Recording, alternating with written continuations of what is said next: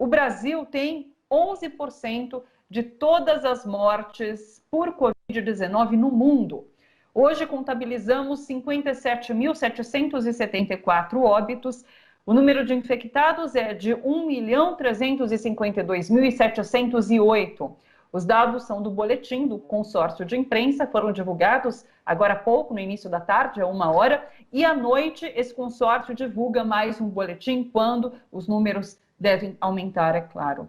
A partir de hoje, os planos de saúde são obrigados a pagar por testes sorológicos que detectam esse novo coronavírus. Essa é a decisão da Agência Nacional de Saúde, foi publicada hoje no Diário Oficial da União, portanto está valendo a partir de hoje. A medida ampliou a gama de exames que o convênio deve cobrir. O conveniado que apresentar sintomas como febre, coriza, gripe, passa a ter direito ao teste, então. O governador Ibanez Rocha decretou hoje estado de calamidade pública no Distrito Federal por conta do avanço do coronavírus na capital do Brasil. Até hoje de manhã, Brasília registrava 584 mortes e quase 50 mil infectados. Belo Horizonte recuou nas medidas de relaxamento da quarentena. O comércio da capital mineira voltou a fechar e a partir de hoje só devem funcionar serviços essenciais como farmácias e supermercados.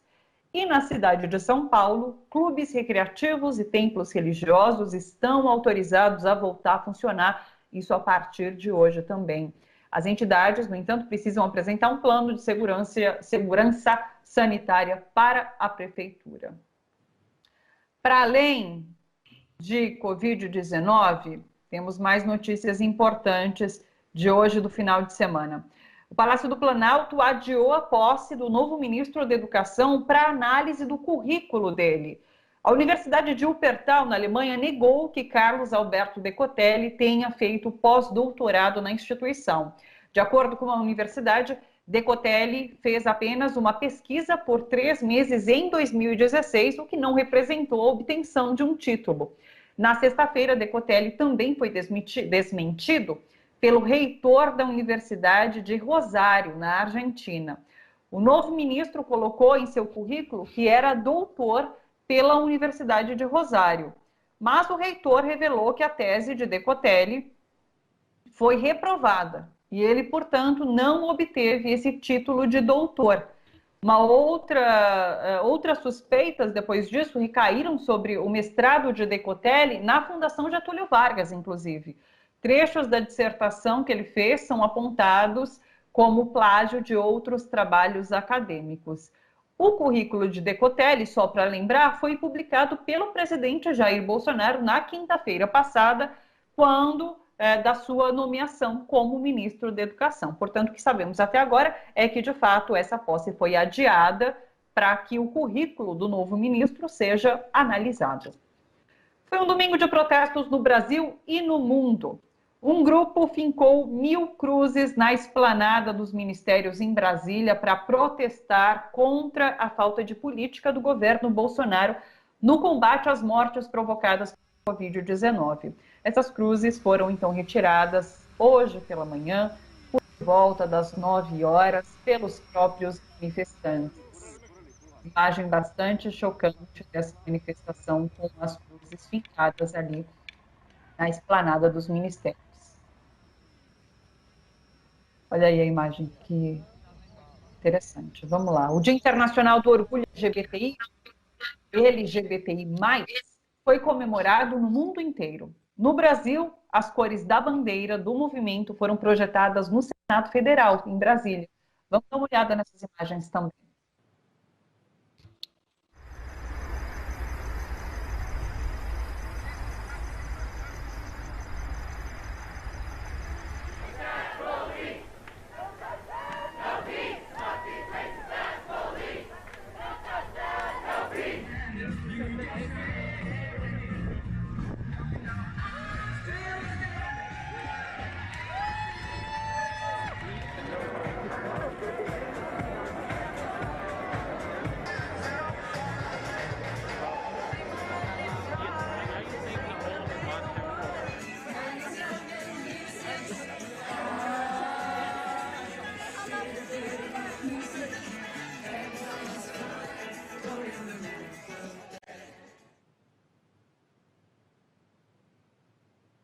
E as mulheres foram às ruas de vários países no primeiro ato do movimento Stop Bolsonaro, ou Pare Bolsonaro. Vamos dar uma olhada nas imagens.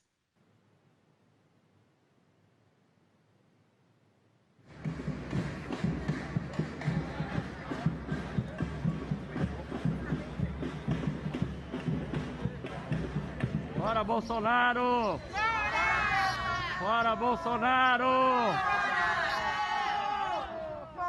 Somos mulheres da resistência de um Brasil sem fascismo e sem honra. Vamos a lutar. Stop Bolsonaro! Stop Bolsonaro!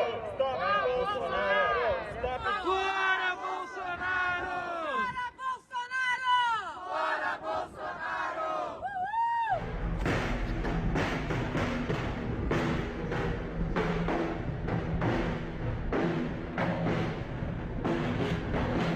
Stop Bolsonaro! For the Amazon rainforest! Stop Bolsonaro! For the 57,000 deaths of COVID-19! Stop Bolsonaro! Está marcado para hoje o depoimento de Fabrício Queiroz, desde que ele foi preso na casa do advogado Frederico Wassef, quando ainda era o advogado defensor da família Bolsonaro. Queiroz será ouvido no inquérito Furna da Onça, que apura o suposto vazamento de informações da Polícia Federal para Flávio Bolsonaro, que é investigado junto com Queiroz pelo esquema da rachadinha na Assembleia Legislativa do Rio de Janeiro. Sobre tudo isso, a gente conversa agora com Fernando Brito, jornalista do Tijolaço. Oi, Fernando, tudo bom? Olá, Thalita. Um pouco melhor para mim do que para o, talvez, ex-futuro ministro da Educação, o professor Decotelli, que seguiu o destino de todo mundo que, a essa altura, se dispõe a participar de um governo em desagregação, como é o governo Bolsonaro. Ainda ontem eu escrevi que o governo Bolsonaro deveria colocar ali na entrada uma inscrição semelhante àquela que o Dante Alighieri imaginou nos umbrais do inferno. Deixe aqui toda a esperança você que está entrando. Porque se a pessoa é insignificante ao ponto de entrar no governo Bolsonaro, ao entrar no governo Bolsonaro, ela adquire automaticamente a característica de vilania. E aí o resultado é esse que nós estamos vendo, esse homem sendo exposto como um plagiário, um fraudador de currículos, um mentiroso à opinião pública. Mentiroso a tal ponto que o mentiroso mor da República considera necessário suspender a posse dele, né, e evitar que o seu governo, né, nomeie para o Ministério da Educação um doutor que não doutorou e um pós-doutor que não pós-doutorou. Né?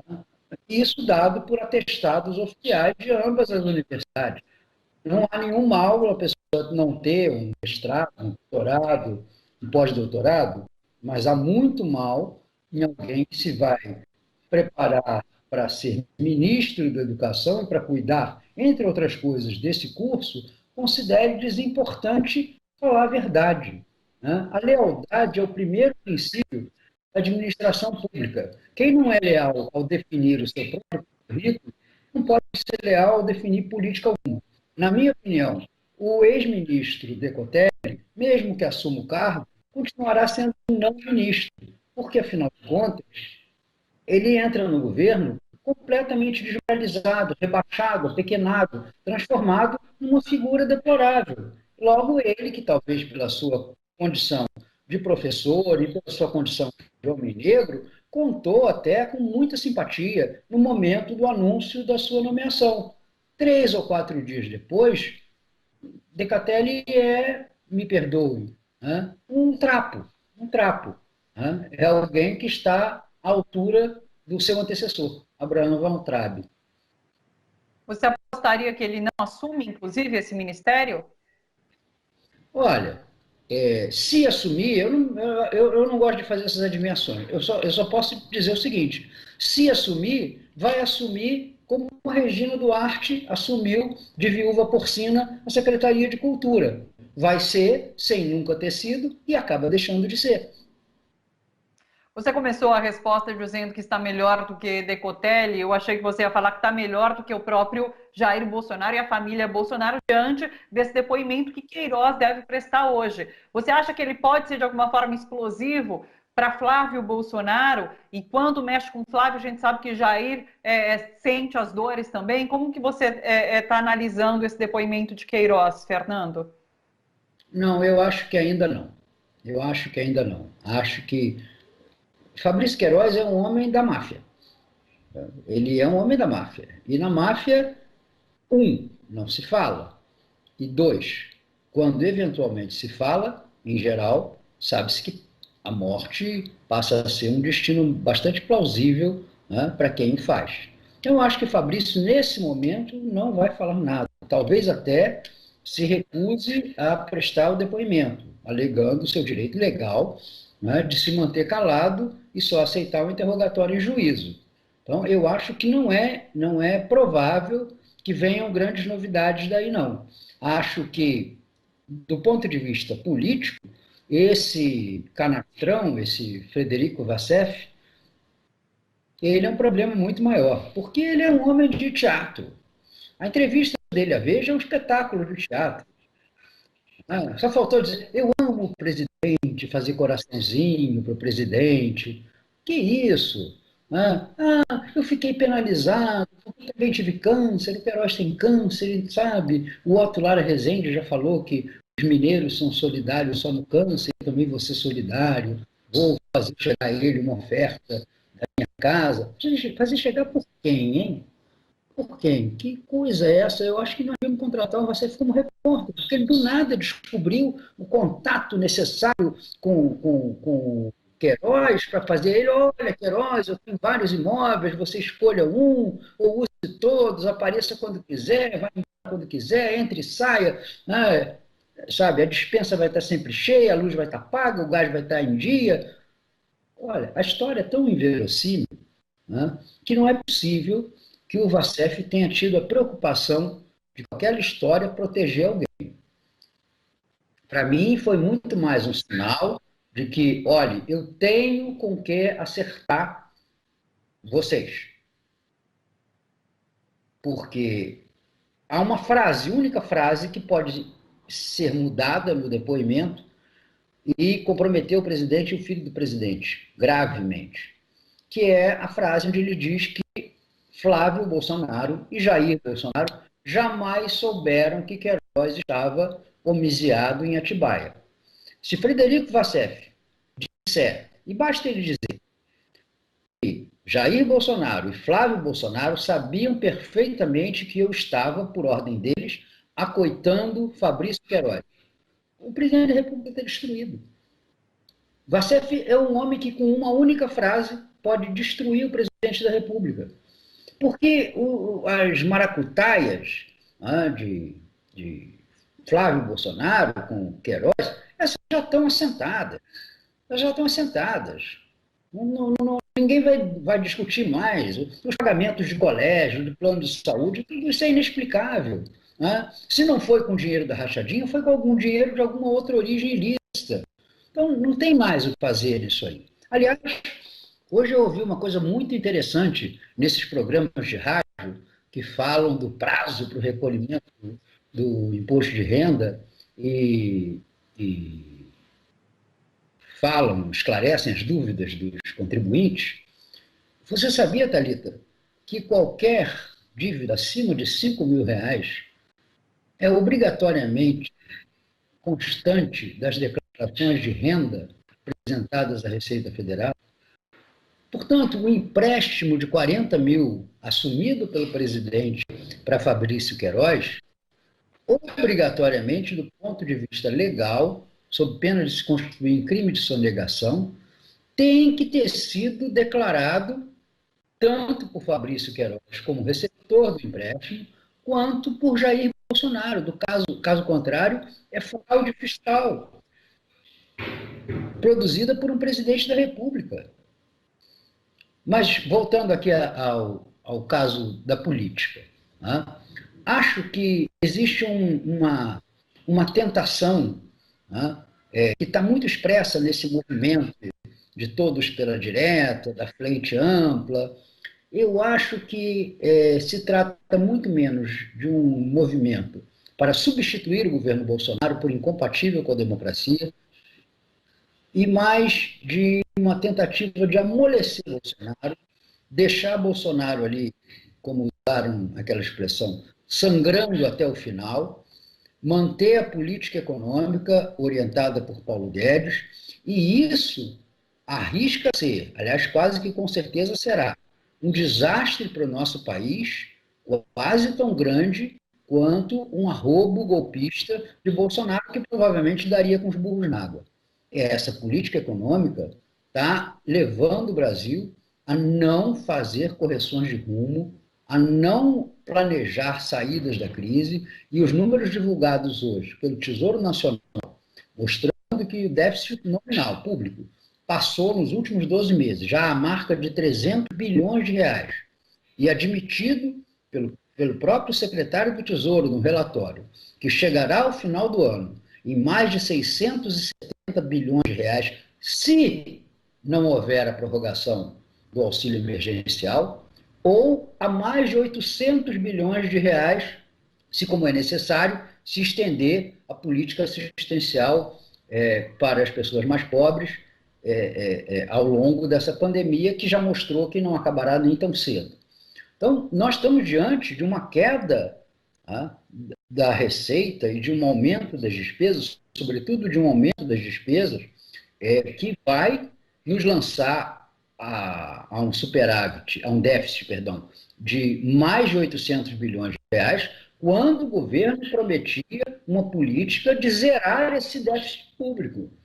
A nossa política econômica era fundada na ideia de que nós recuperaríamos a credibilidade internacional e atrairíamos investimentos estrangeiros, tendo déficit zero ou próximo de zero, ou pelo menos em queda muito forte. Nós temos um déficit que vai explodir. O nosso PIB é de menos de 8 trilhões de reais. Portanto, nós estamos arriscados a termos um déficit nominal antes do pagamento de juros, portanto, quase chegando a 1 bilhão, a 1 trilhão de reais, 16% do PIB. É impossível, com uma política econômica que só tem como meta o corte, o saneamento, o superávit, o enxugamento das contas públicas, você, diante de uma conjuntura dessas, manter o mesmo rumo. É como se você estivesse navegando e dizendo, não, temos que enfunar todas as velas, fazer o barco andar na máxima velocidade. Mas, de repente, vê-se que ali na frente há uma cachoeira. E você diz, não, há uma cachoeira, mas eu vou manter as velas todas enfunadas, vou manter o mesmo rumo no leme que estou mantendo agora, não vou modificar coisa alguma e nós vamos aguentar o tranco da cachoeira. O tranco da cachoeira está aparecendo agora com o salto do Iguaçu. Fernando, só para finalizar, eu queria saber se você interpreta de alguma maneira esse recuo de Bolsonaro, esse abaixar o tom que a imprensa tem noticiado. Como interpretar? Ele está se sentindo acuado, mas dessa vez foi aconselhado, porque a gente sabe que de vezes passadas, ao se sentir acuado, ele atacou. Como que você interpreta esse silêncio agora de Jair Bolsonaro? Hoje na Folha tem uma nota na coluna Painel que eu achei que deveria ser colocada na parede com o seguinte título: A Ressurreição da Velhinha de Taubaté, aquela que acreditava em tudo. Diz que Bolsonaro fez uma autocrítica.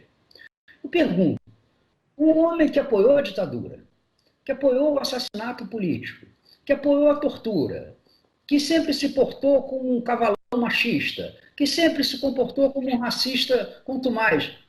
Esse sujeito faz autocrítica em uma semana? O que aconteceu? Teve uma epifania? Nossa Senhora surgiu ali, acho que talvez a Ave Maria ali do sanfoneiro, que coitado do Gounod e do Bach foram assassinados por aquele sanfoneiro de péssima qualidade, mas será que a Ave Maria ali abriu a alma de Bolsonaro e fez ele se tornar um homem bom? Pelo amor de Deus, não existe isso, ninguém acredita nisso. Você acha que os ministros do Supremo Tribunal Federal, um bando de raposos que compõem o Congresso Nacional, Você acha que eles vão acreditar que Bolsonaro, de repente, se tornou um docinho de coco?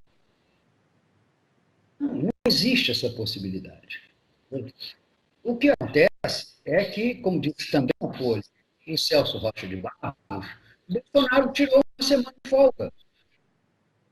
Deu aos seus cascos uma semana de descanso, porque não tinha condições de utilizá-los, porque perdeu o apoio da ala militar para avançar na direção de um golpe. Para sua sustentação, ainda não. Mas ele perdeu espaço para avançar. Eu acho que é isso que está acontecendo. O governo Bolsonaro está em dissolução. Tudo dá errado no governo Bolsonaro. Você está vendo esse episódio do Decotelli? Até isso dá errado. Até alguma coisa que podia ser saudada como positiva, um professor, um homem negro. Não, até isso dá errado. O Bolsonaro não acerta na loteria nem quando faz palpite triplo. Entendeu? Então, isso é uma questão de tempo. Se o Bolsonaro vai cair ou não vai cair, se vai renunciar ou não vai renunciar, se vai acontecer o impeachment, apesar do Rodrigo Maia, leve como é, ter sentado em cima de uma pilha de 38 pedidos de impeachment, se isso vai acontecer, é impossível para nós que estamos na planície adivinhar. O fato, porém, objetivo é que o governo Bolsonaro terminou como um instrumento capaz de dirigir o país. E ele vai ficar pior ainda, porque existem sinais muito fortes de que ele vai perder o irmão mais velho do norte. As pesquisas estão indicando cada vez mais a decadência de Trump. Se na matriz muda a direção, na filial, o velho gerente passa a ser uma persona não grata. Entendeu? Então, eu acho que, para onde você olhe, o destino do Bolsonaro é correspondente à sua natureza, à sua capacidade, ao seu tamanho. O destino de Jair Bolsonaro é ser uma página infeliz da nossa história. Fernando Brito, editor do Tijolaço. Muito obrigada, Fernando. Um grande beijo para você e até a próxima. Alô, tchau. Até.